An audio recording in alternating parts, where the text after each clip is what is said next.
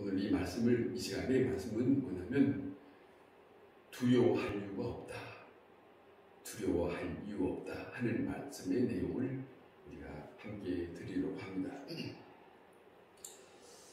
사실은 예수님께서 이 앞전에, 이 본문의 앞전에 보면 예수님은 하나님의 나라에 대해서 말씀하고 있습니다. 그 하나님의 나라에 대해서 씨 뿌리는 비유, 그리고 겨자씨와 같은 그런 비유를 통해서 하나님의 나라가 어떻게 확장되어 가는가, 그런 말씀을 제자들에게 들려주었습니다. 하나님의 나라에서 긴 말씀을 하시고 그 말씀을 통해서 저들에게 하나님의 나라를 기대하게 하시는 그런 예수님의 뜻이 담겨져 있는 것이죠. 하나님의 나라는 하나님이 주관하시고 다스리시고 또 하나님의 세계 속에서 모든 것이 이루어져 가고 있다 하는 것을 알게 하고 또 그 일을 접하게 하는 그런 말씀이 있습니다. 모든 것이 다 하나님의 손에 의해서 주관되어져 있다 하는 그런 가운데서 말입니다.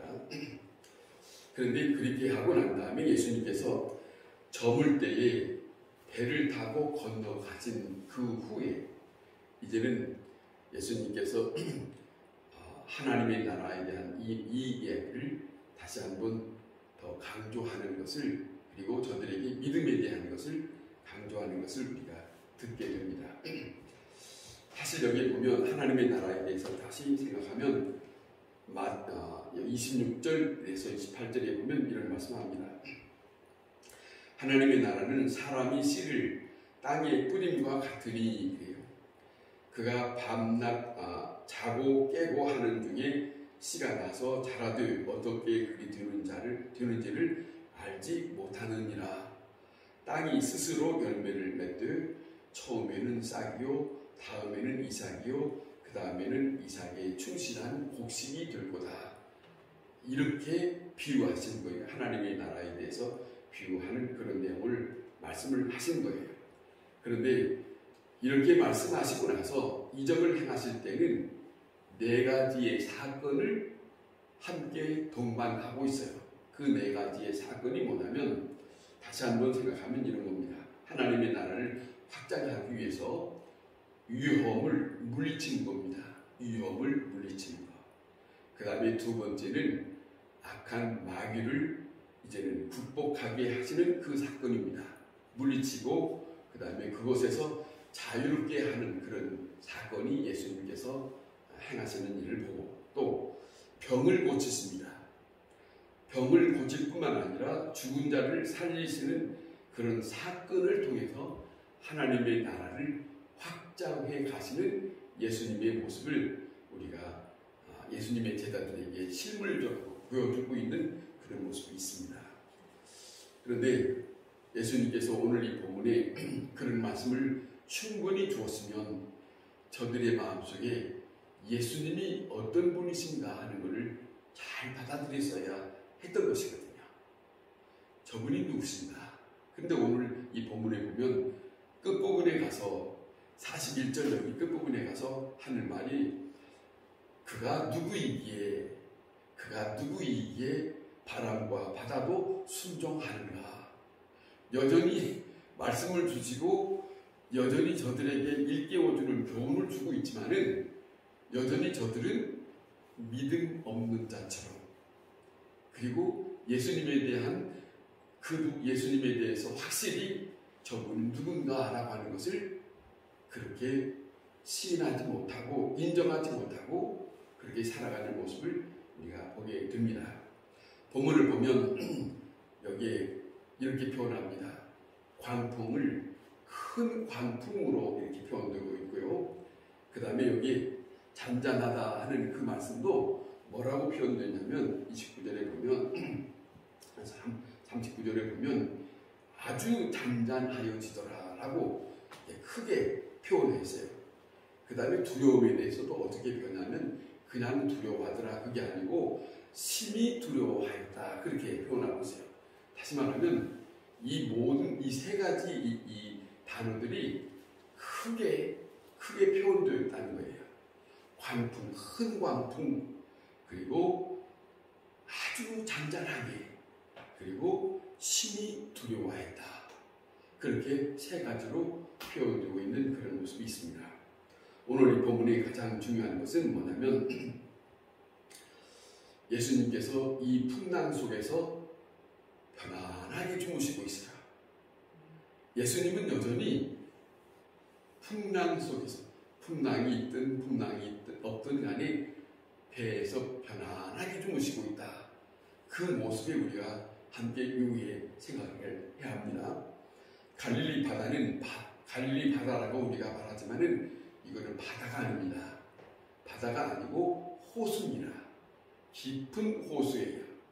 그런데 그 주위에는 사막으로 둘러있기 때문에 전혀 생각하지 못하게 느닷없이 광풍이 불어나는 그런 일들이 있다는 거예요. 그래서 주로 낮에 일어나는데 아침과 저녁에는 비교적 고요하고 그런데 전혀 그런 상황에서 살아가는데 오늘 이 본문에는 어떻게 표현되냐면 어떻게 기록되어 있냐면 저녁에 갑자기 광풍이 일어났다라고 기록하고 있어요. 저녁에 아침과 저녁은 잔잔한데 갑자기 오늘 이 본문에는 이 시간에는 저녁 때에 광풍이 일어났다 그렇게 표현하고 있거든요. 그런데 예수님은 아무 생각 없이 조용하게 쉬고 있어요. 아무 생각 없이. 그러니까 무슨 말씀이냐면 지금 내가 있는 현재 위치에 지금 요란하게 그리고 이 환경이 감당할 수 없을 만큼 변덕스러운 모습이 있어요. 그런데 예수님은 그건 상관없이 그냥 어린아이가 그런 거에 대해 생각하지 않고 편안히 쉬는 것처럼 예수님은 그거 상관없이 그냥 편안하게 있더라는 거예요. 그것이 오늘 이 본문에 오늘 이 시간에 생각할 그런 내용인데 말입니다. 풍랑이 있는 것을 모르고 있는 것 아닙니다. 제자들은 노를 젓고 풍랑이 워낙 크게 일어나기 때문에 저들은 이제는 죽었구나 하고 예수님을 향해서 예수님을 막 깨우면서 우리를 살려달라고 그렇게 지금 야단법석을 하고 있는 형편이에요. 자 보세요. 예수님과 제자들이 따로 있는 건 아니에요. 같은 자리에 있고 같은 시간에 있고 같은 환경 속에 있어요. 그런데 말입니다. 예수님의 모습과 제자들의 모습이 다르다는 거죠. 근데 어째서 예수님은 고요하게 있고 이 제자들은 지금 야단법석이냐 그거예요. 이 두 가지를 생각하면서 우리가 오늘 이 말씀을 우리가 함께 들어야 하겠는데 자 보세요. 한쪽은 두려워합니다. 그런데 한쪽은 너무나 태평하게 쉬고 있다. 왜 그럴까? 무엇 때문에 그럴까? 무엇이 달라서 그럴까? 이거예요. 이 문제가 여기 있어요. 결국에는 다른 게 아닙니다. 풍랑이 있든 없든 고요하든 고요치 않든 그건 상관이 없습니다. 그러면 거기에는 무엇이 핵심이냐? 하나님에 대한 믿음입니다. 그것이 오늘 우리에게 믿는 사람에게 가장 중심에 자리 잡고 있어야 된다. 그런데 우리가 다시 한번 돌이켜 생각하면 믿는다고는 하는데 주변에서 일어나는 일에 대해서 우리는 어떻게 생각하냐면 내중심적으로 생각해요. 내가 보는 대로. 그런데 우리가 다시 또 한 번 생각할 것은 내가 살고 있는 것은 모든 것은 다 하늘 아버지로부터 함께 있는 것이라는 것을 거기에 믿음이 있어요. 거기에 믿음을 두고 살면 내 자의적으로 판단하고 생각하는 것이 아니라 주님의 입장에서 생각하면 그렇게 야단하고 야단법석을 피울 일이 없다. 어떤 일이 벌어져도 상관없다. 이것이 우리의 믿음 속에서 엄청나게 크게 깊이 생각해야 할 부분이 거기에 있다. 그런 말씀입니다. 자, 풍랑이 없어서 풍랑이 없으면 두려움이 없는 겁니까? 그런 건 아니에요. 풍랑이 없어도 두려워하여. 자, 이런 말이 있습니다. 죄인은 쫓아오는 자가 없어도 도망간답니다. 죄인은 쫓아오는 자가 없어도 도망간다 하는 겁니다. 왜? 죄인은 두려움에 사로잡혀 있어요. 그 사람에게는 뭔가가 쫓기는 마음이니까. 그리고 의지하는 게 없어요. 자기 주도적이니까. 자, 우리는 풍랑이 있다, 없다는 것 이야기를 합니다. 다시 한번 같이 생각하면 되는 겁니다. 풍랑이 있다, 없다, 지금 세상이 이렇다, 저렇다 하는 말을 하면서 우리는 살아간다. 이렇게 현실적으로. 그렇지만 풍랑 때문에 두려움이 있는 것은 아닙니다. 다시 한번 생각하는 것은 믿음 때문이다. 우리가 나 혼자가 아니라 나는 언제나 어디에 있든 무슨 일을 하든 내가 믿는 그 하나님이 함께하고 있다는 것을 잊으면 안 된다.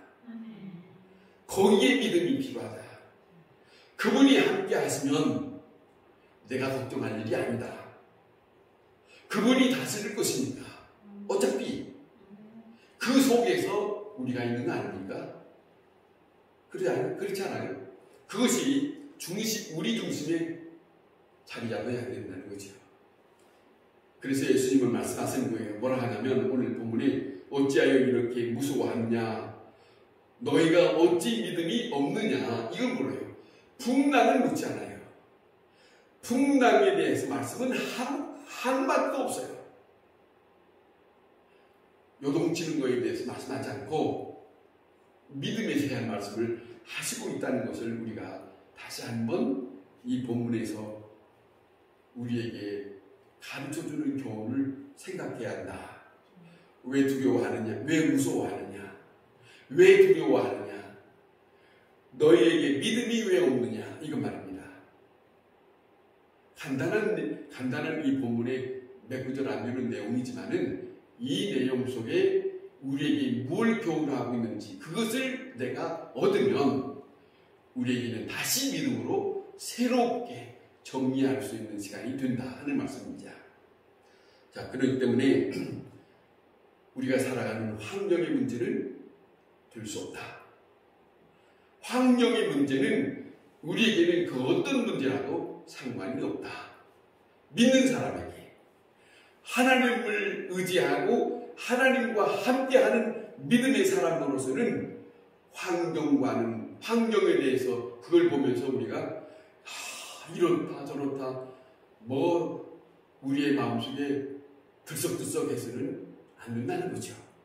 그건 상관이 없습니다. 왜냐하면 그 일은 내가 걱정할 일이 아니라 누가 하실 일이니까, 내가 믿는 그 하나님이 다스릴 일이니까. 그렇지 않습니까? 문제는 하나님과 나와의 관계, 그것이 중요한 거예요. 무슨 일이 어떻게 다스려지는가, 우리는 그것만 볼 거예요. 그러잖아요? 이 일에 대해 이렇게 우리가 살아가는 가운데 이런 일 저런 일이 있으면은 가만히 있으면서 우리가 말할 건 그거죠. 우리에게 함께 있으면 하나님, 이제는 이 일을 어떻게 다스릴 것입니까? 그것 말입니다. 그리고 기다리면 되는 거죠. 그리고 그 기다리면서 이 일에 대해서 하나님이 이렇게 다스려 가시는구나. 그것이 우리에게 간증이 되어야 된다는 것이지. 그렇지 않습니까? 하나님이 계시다는 믿음, 하나님에 대한 그 능력에 대한 믿음, 하나님이 주관하시고 있다고 하는 그거에 대한 믿음 말입니다. 그걸 다시 한번 되찾읍시다. 그러잖아요? 다시 한번 이 말씀을 들으시면서 한번 생각해 보세요. 내가 하나님을 믿는다는데 내가 정말로 하나님에 대한 믿음이 확실한가? 내가 그 하나님이 모든 것을 다스린다는 것을 내가 어느 만큼 믿어왔는가? 이걸 점검하는 시간이 되지 않겠습니까? 모든 만사가 다 그 역사를 우리가 믿는 하나님께서 주관하시고 다스리신다. 하나님의 손에 있다는 것, 그리고 이 세계가 하나님이 주관하시고 있는 세계에 있다는 것을 우리는 잊어서는 안 된다. 그러잖아요. 맞습니까? 그것을 우리의 마음속에 지금이라도 자기 잡으면 전보다는 더 흔들림이 없는 믿음으로 살아갈 수 있을 거고, 다른 어떤 것들이 일어난다 할지라도 이제는 하나님, 내가 믿는 하나님께서 다스릴 거야. 그것을 고백하면서 살아갈 수 있다. 뿐만 아니라 하나님은 나를 사랑하시는 분이다. 분명히 하나님이 나를 사랑하시는 분이다. 그러지 않습니까? 나를 통해서 이루시고자 하시는 하나님의 뜻이 있다. 여러분, 분명히 우리는 그냥 있는 게 아닙니다. 하나님이 부르시는 사람 한 사람들이 그냥 부르시는 것이 아니라 하나님께서 쓰시고자 해서 부르신 것이야. 하찮은 게 아닙니다. 소중한 입장입니다. 그냥 부르는 게 아닙니다. 뜻 없는 것이, 뜻 없이 부르시는 것이 아니라 내가 나 자신을 볼 때는 형편없는 것 같으나 하늘 아버지께서는 나를 주여 미셔서 아버지의 뜻 가운데 끌어들이는 거라. 그러면 얼마나 소중한 것입니까? 자, 그렇다면 사는 것도 하나님의 계획 속에 있습니다. 언제 죽을까 걱정할 필요 없어요. 아버지 생각 속에 있어요. 아버지의 계획 속에 있다. 죽는 것도 하나님의 계획, 사는 것도 하나님의 계획 속에 있다. 어디서 죽느냐 하나님의 계획에 있고, 어떻게 죽느냐 그것도 하나님의 소관이다. 다 맡기고 상관없어요. 주님이 제일로 우리에게 주신 큰 선물이라고 생각하는 것은 저는 그렇게 생각합니다. 자유함입니다. 내가 너희를 불렀고 내가 너희를 구속하였고 내가 너희와 함께하니 너희를 이제 자유롭게 해. 이런 말씀이 얼마나 우리에게 큰 힘이 되는지 몰라요. 모든 것은 다 주께 맡기고 주님이 다스린 그 속에 안에서 살아가는 거예요. 그것이 주님의 사랑을 알고 사는 하나님의 안에서 얻은 자유, 그것이죠. 그러니 걱정할 이유 없습니다. 어디서 죽을까, 어떻게 죽을까, 그거 다 불필요한 것이에요. 주께 맡기면 됩니다. 하나님께서 나를 세상에 내신 목적이 있습니다. 목적이 있어요. 저는 우리 아이들을 위해서 기도할 때 이런 기도를 합니다. 뭐라고 하냐면 하나님이 이 아이들을 보내셨습니다. 그렇게 해요. 하나님이 이 아이들을 보내셨으니 하나님이 이 자녀들을 통해서 하나님의 영광을 받으시옵소서. 목적이 있는 기도하지. 이 땅에 한 생명들이 그냥 온 것이 아니라, 그러지 않습니까? 하나님께서 허락해야 생명도 이 땅에 있는 거 아니에요?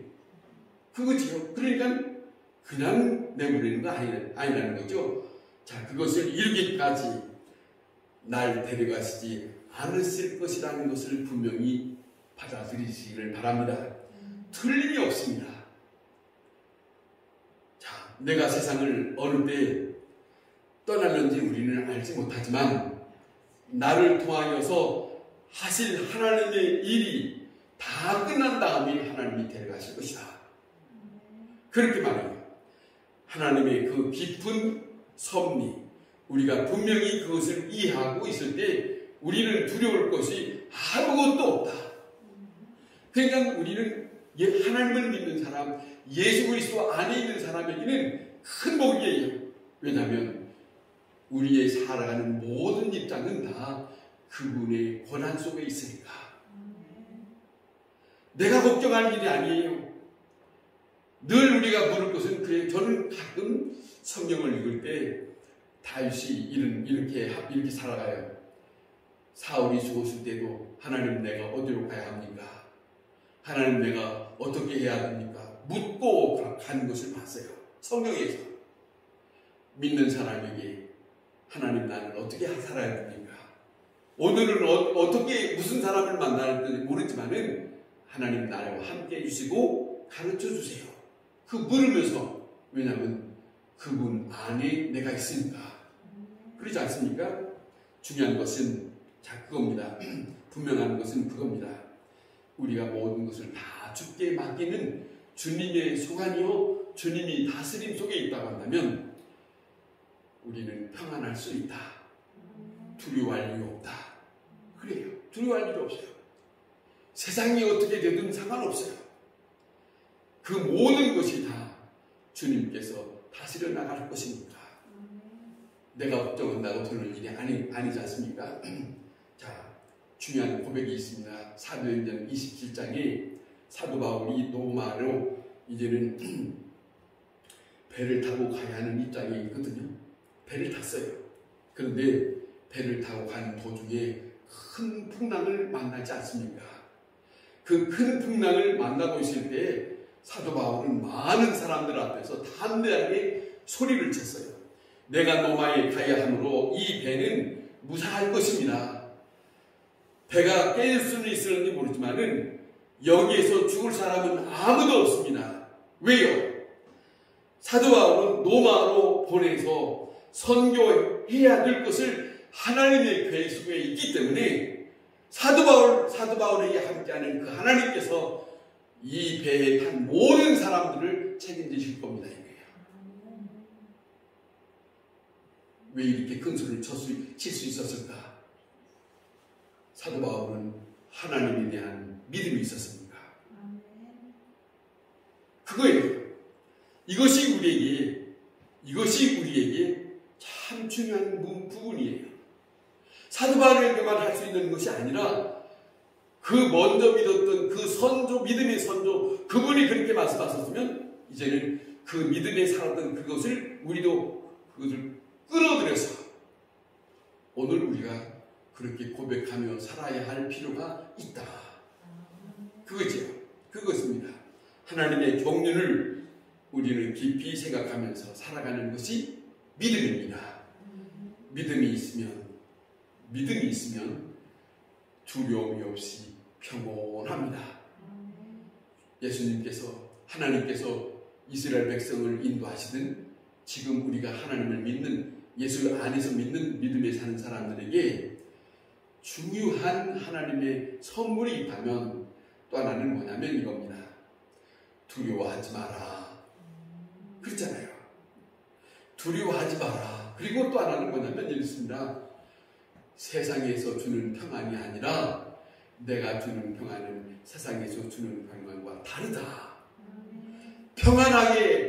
평안하고 자유롭게 두려움 없이 살기를 원하시는 것이 우리가 믿는 주 예수 그리스도 안에 있는 그분의 말씀입니다. 하나님의 뜻이에요.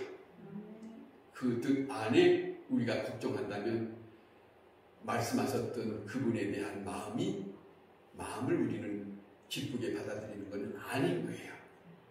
그렇지 않습니까? 그 주께서 우리에게 두려워하지 마라. 그것도 우리에게 믿음으로 말씀하신 거예요. 믿으라는 거지. 두려워하지 마라. 그리고 내가 너희에게 평안을 줄 것이다. 이것이 우리에게 엄청난 하나님의 큰 축복입니다. 기도하겠습니다.